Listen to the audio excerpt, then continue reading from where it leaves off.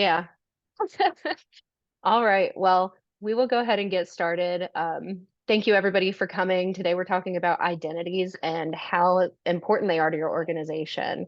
Rosie is going to dive a little bit deeper. If you did get a chance to listen to our podcast, you kind of got a head start on some of what we're going to talk about, but we're going to go a little bit more deeply into it. If you haven't listened to the podcast, we will send out an email after this to thank you, and we'll include the podcast link in it for you. We're very lucky to have a guest from Paramount this month on our podcast. And we're not going to tell you who it is because you're going to have to just wait and find out when you listen to it, as well as Rosie's superhero and slash irrational fear. So, Rosie, if you're ready, you can go ahead and start. Take it away. Thank you, Katie, and thank you everyone for attending these. This is the third in this series that we're doing, the third webinar. And if you have attended the other two that I did, you would have seen that I love to start these with a quote. So this month's quote, I'm actually using Taylor Swift. It's gonna be a bit of a challenge, but I think I could tie this quote back to what we're talking about today. The quote is, "I got a blank space, baby, and I'll write your name." And if you think about it, if you are a cybersecurity professional, particularly in the identity space, this is kind of what you do, right? You look for people's names and what those people can do, and ultimately what accounts can do, to better have an idea of exactly what's going on in the environment, and ultimately to reduce risk.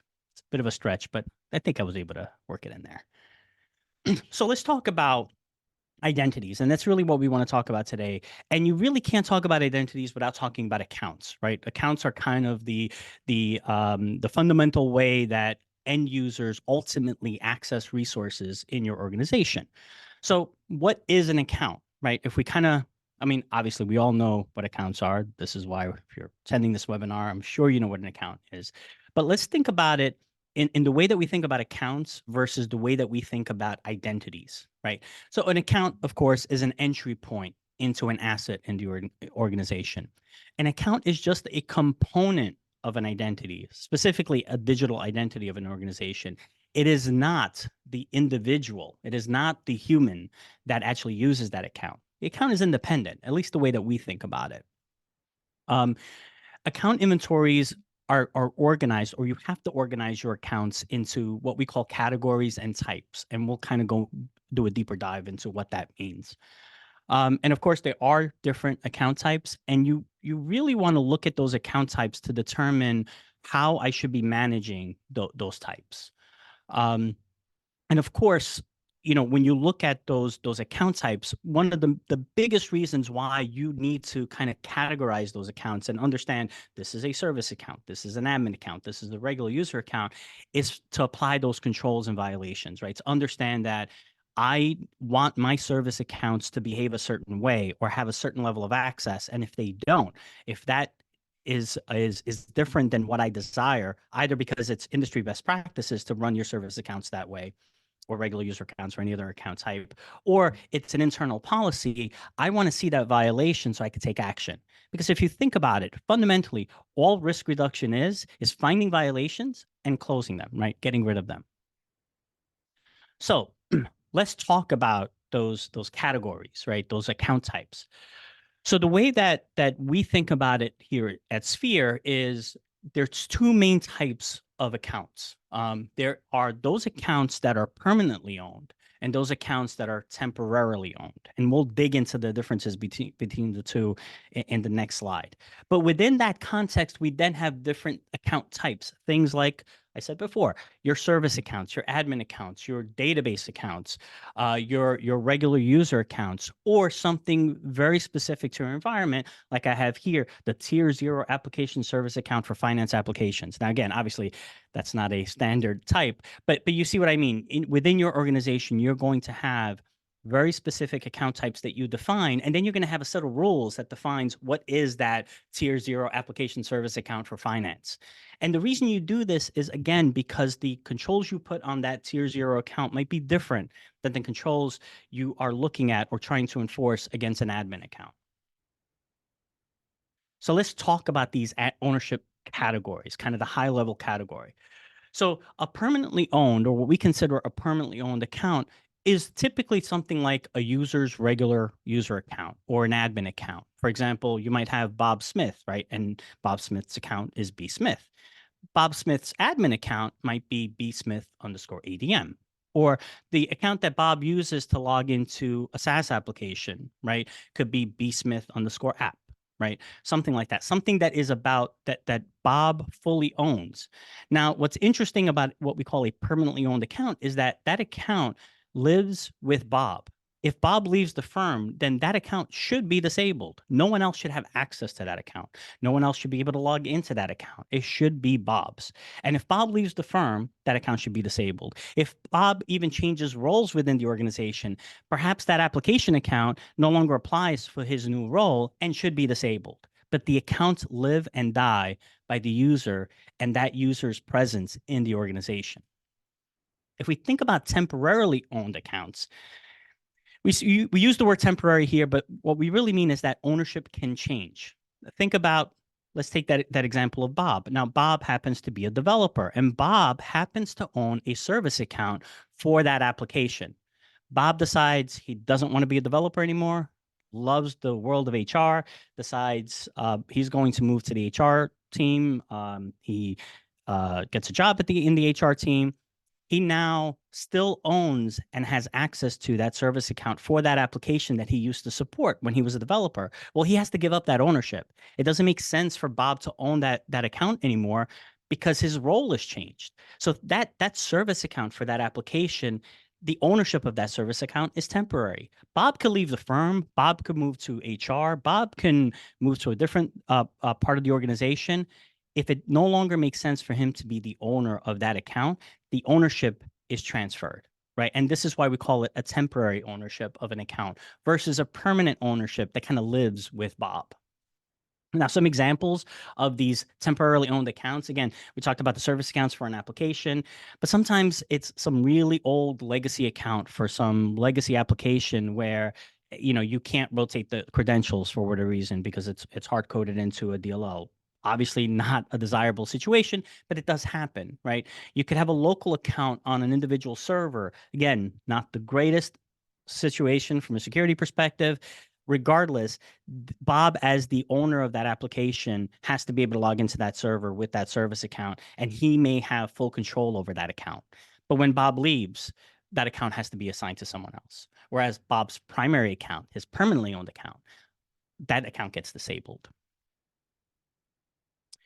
So we've talked about the accounts, right? But what is an identity? What exactly do we categorize as an identity? We said an account is not an identity. B Smith is not Bob Smith. B Smith is the account that Bob happens to use to log into his laptop, but it is not who Bob Smith is. Really, the identity is the human that owns all of these accounts. And it's not just the human, but really the human and the relationship between that human and all of the various accounts that he or she owns. Now, again, some of these could be, permanent owned accounts, like I said, Bob Smith's primary account. Some of these could be service accounts.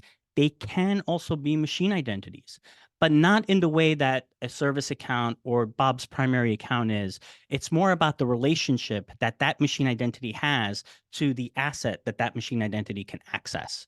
Someone, a human, must own that relationship. So identities, when we talk about identities, it's not just about the human, it's about the human with all of the accounts that they have control over and all of the relationships that they have to manage between those accounts and the assets that those accounts can access. When it comes to things like machine identities or service accounts, those non-human accounts, we call them non-human accounts, but the reality is you still have to have a human who is able to make decisions about whether or not those accounts should or should not exist. Let's talk about some of the challenges with identity. Well, first of all, location. We talk about this, and we talked a lot about this in the previous webinar and podcast. Accounts can and do live everywhere.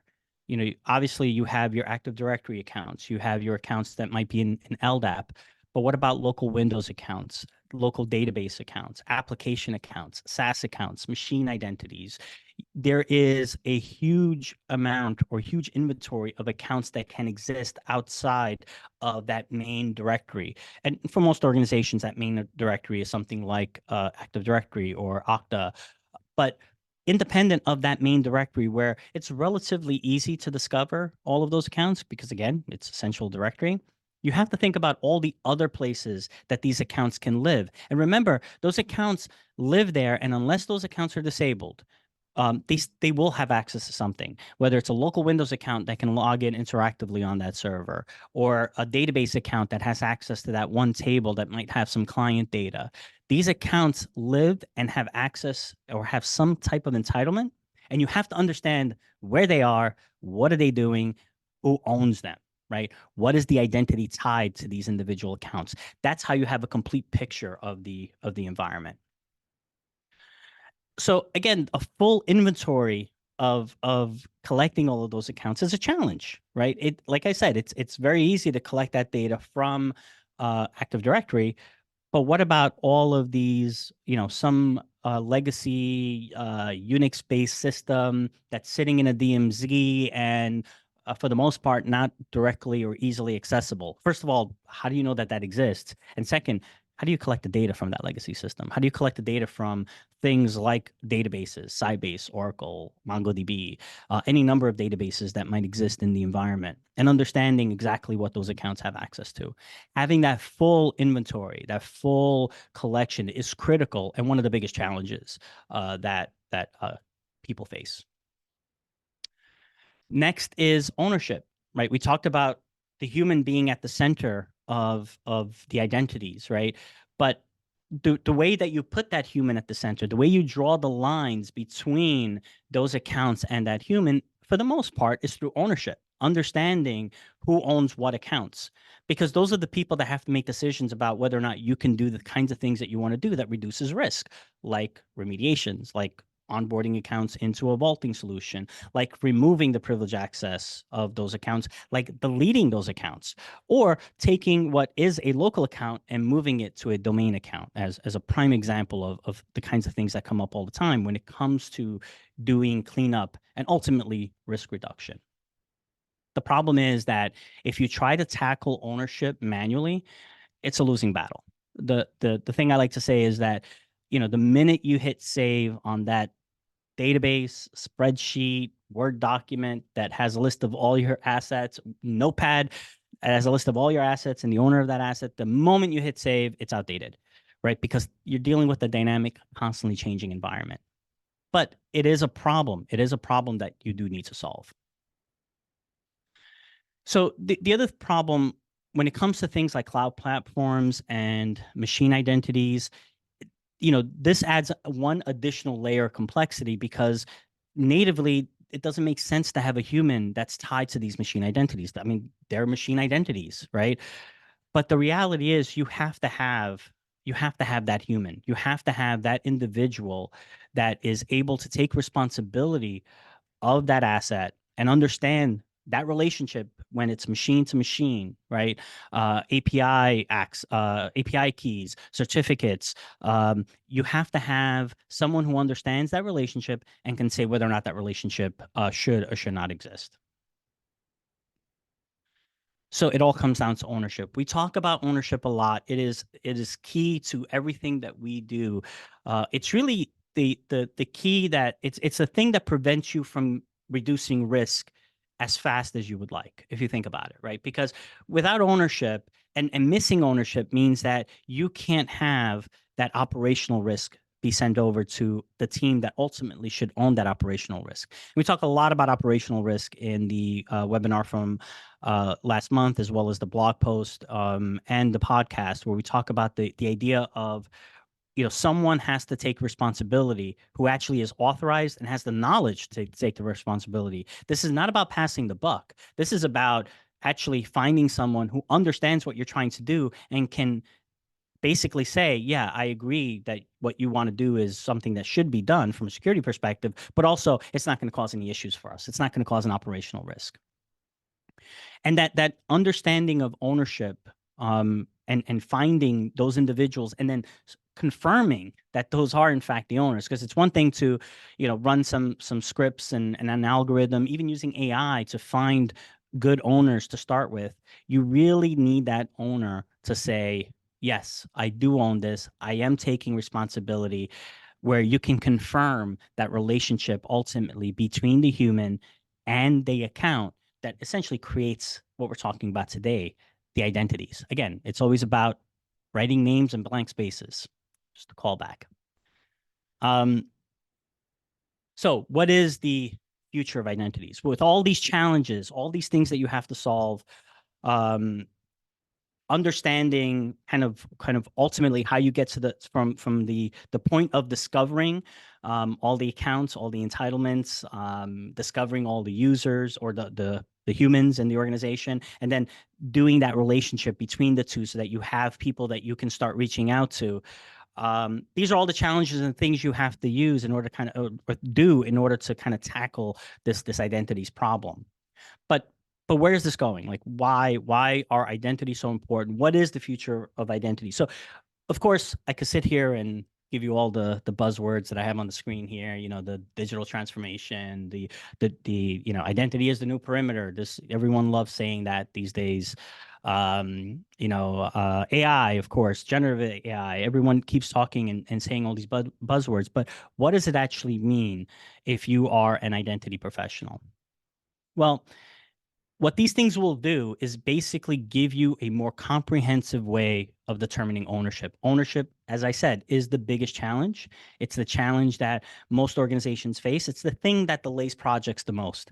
And I think a combination of all of these things, specifically the new perimeter. I know, again, it's a buzzword. It's the phrase that everyone's saying, but it's a mindset thing too, right? When you think about the identity as the perimeter, you start thinking about things differently. You start operating differently. You start making decisions differently. You spend budget differently, and that alone will help in terms of getting this problem solved.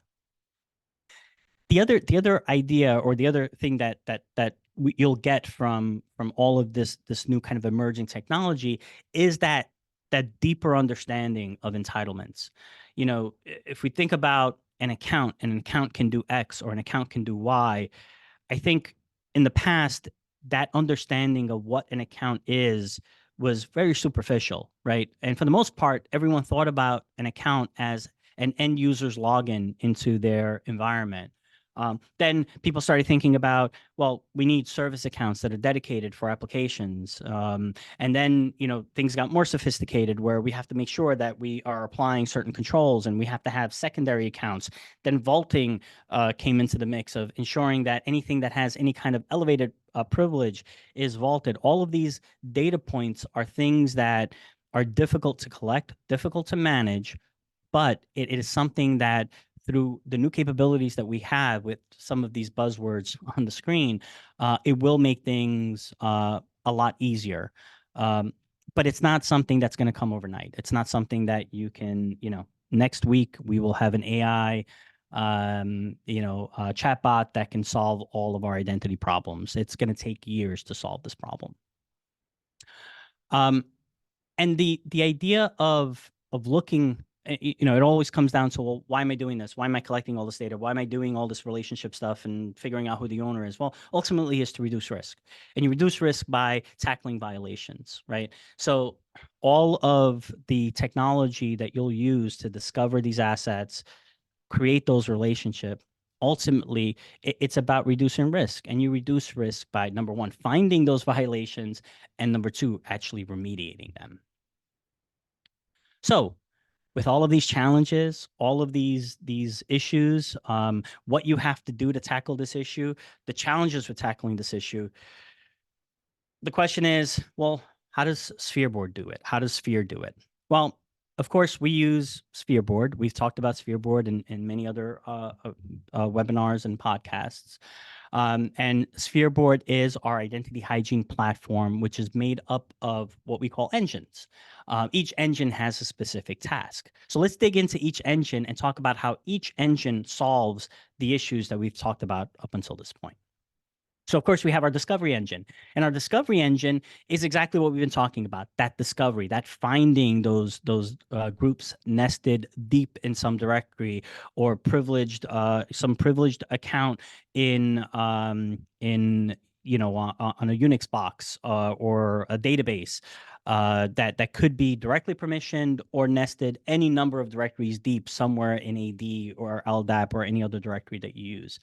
That account discovery, our connectors go out and collect all this data from all these various target systems to give you that full inventory, right? And these connectors are 100% agentless, right? Which, you know, in this day and age is something that you absolutely need to do in order to be able to even be allowed to run these across a large estate. But ultimately, it gives you that full inventory of all the accounts and all the entitlements of the accounts. Through HR automation is now where, so we brought in the accounts, but now let's bring in the information about the people, right? So our HR automation tool allows us to bring in information about the people in the organization and exactly who they are, who they report to, and ultimately allows us to get to the account type rules engine, right? We've collected all of the accounts, all of the people. Now we're looking at that massive list of accounts, could be millions and millions of accounts, and looking at that large inventory, having an understanding of that large inventory of accounts becomes difficult, right? It's a big list. But what you can do is start categorizing it, right? Thinking about the idea that some of these accounts are permanently owned, some of these accounts are temporarily owned, but more importantly, a bucket of these accounts are service accounts, a bucket are admin accounts, a bucket are regular user accounts. Having that understanding will allow you to effectively apply controls to those different account types. So you can, instead of having a huge inventory of lots of stuff that most of it is going to be information, we can highlight the 3, the 4, the 10, even the 100 that are issues that need to be addressed versus having a large inventory of millions of accounts. And then, of course, our ownership engine. This is where we're taking that large inventory of accounts and saying, okay, well, who do I need to talk to if when it comes time for me to make changes? Who are the people that are going to take the operational risk for the kinds of changes that I need to make in order to resolve security issues? So our ownership engine uses a library of methods. We call them methods because there is no single method that works for everything. So you generally want to run more than one method and try to whittle down that list of accounts with missing owners to the point where you've found ownership across all of these accounts, or at least the vast majority. And then you could go that next step where you're now reaching out to those people and asking them, hey, are you still the owner of this? Yes or no? And if you're not, do you know who the owner is? Can you reassign it? So to summarize what Sphereboard does, we our discovery engine is how we discover all of the accounts and all of the people, right? Understanding the humans in the organization and all of the accounts that those humans are using. The asset type engine is where we're taking that large inventory of accounts and kind of creating buckets, right? Manageable or much more manageable buckets than a long inventory list of potentially millions.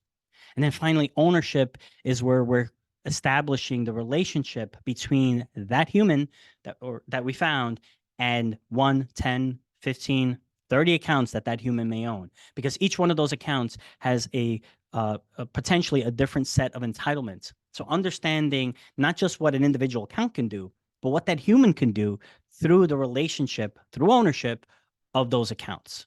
That's like again, ownership is the key to all of this, right? And the glue that gets you to some of the things that we're going to be actually talking about in future podcasts, webinar, and blog posts. We're going to start going into, okay, so we've collected all of this, but what about those controls that I've been talking about? What about the violations? How do we do that? How do we figure that out? That's actually going to be the next webinar that we cover in this series, where we say, with all of this inventory data, how do we apply that layer of controls so that we could highlight the 3 bad things out of the 1,000 things that we've discovered? And then once you've done that, you actually are ready to start fixing things. So soon after we talk about the controls engine, we're going to start talking about campaigning and reaching out to those owners and doing things like ownership confirmation and getting responses to the owners. And then finally, what we call our virtual worker, our remediation engine, is what goes out and makes changes to those target systems, whether it's onboarding an account into a vaulting solution because that account is privileged, or removing the entitlements of the account, or cleaning up an AD group, cleaning up a file share. Our virtual workers is what closes the loop, right? From the moment you discovered the issue to the moment and all of the steps leading up to risk to that remediation ultimately gets you to that risk reduction. And that's really what the tool is meant to do. It's meant to take you from the moment that you find the source of the issue, confirming that that issue is in fact an issue, knowing who is the person responsible for resolving that issue, talking to that person virtually through the tool, of course, and then finally cleaning it up. And if you think about it, if you were doing all of this manually, this is exactly what a human could do. What the tool allows you to do is do it at scale. With that, are there any questions? It's like we have a question in the chat. So Russell asked, is this a single tool or all of the different engines modules to purchase? No, so it is a single tool. The three areas that we focus are accounts, data, and Active Directory. When you purchase the accounts module, Active Directory is included in that, but it is a single tool that will then discover all of your assets and give you that whole workflow in terms of reaching out to the users and ultimately doing remediation. And we don't sell the tool by connectors. You essentially, when you own the tool, you own every connector we have and every connector we will have covering that platform or covering that topic. And we're talking about accounts primarily today. So it is a single tool, not a bunch of components that you have to kind of glue together. So as Rosie said, we are actually covering controls and violations next month. So our podcast will come out in the second week of the month. The episode's going to be called Control Alt Defeat. Basically, you found all these things, you've got this large inventory, you know what you need to fix, but how are you going to fix it? And what rules are you going to apply to it? So we will give you all of those details and more next month. After this, we will definitely follow up with you guys and get you the recording to this as well as the link to the podcast. And you can register at that same page for the next episode if you would like to join. We're so grateful that you all came, and we really look forward to seeing you next month. I hope you have a great month and talk to you soon. Bye, everybody.